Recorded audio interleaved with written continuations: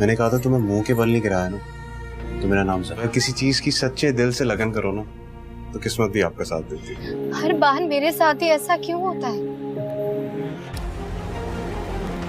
Drama serial जाने जहां के नेक्स्ट एपिसोड में आप देखेंगे कि तबरेज़ का सच आखिरकार सबके सामने आ ही गया। अब तबरेज़ आलिया से अपने किए की माफ़ी मांगता है कि मैंने बहुत बड़ी गलती की है, मैं अब हर हाल में तुमसे शादी करूंगा।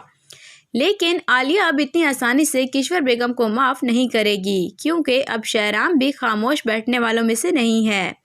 अब शहराम गुलज़ेब को इतनी आसानी से तबरेज़ के हाथों जलील नहीं होने देगा। अब शहराम ही गुलज़ेब को हवेली लेकर आएगा और उसे वही इज़्ज़त देगा जो एक हवेली की बहू को मिलनी चाहिए।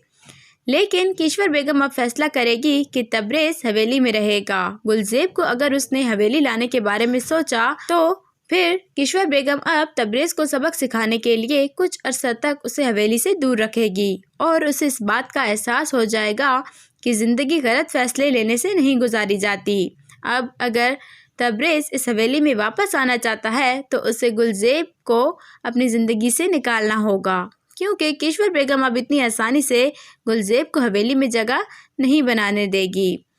अब किश्वर बेगम को भी एहसास होता है कि काश मेरे बेटे भी शहराम की तरह होते और मेरी इज़्ज़त का ख्याल रखते।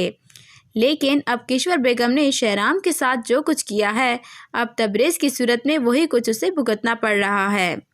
किश्वर बेगम को एहसास होता है कि मैंने हमेशा दूसरों की ज़िंदगी बर्बाद करने के लिए हर मुमकिन कोशिश की है। अब शायद तबरेज़ बिजनेस और घर दोनों को बर्बाद कर दे और किश्वर बेगम फिर से शहराम के पास रहने की भीख मांगे।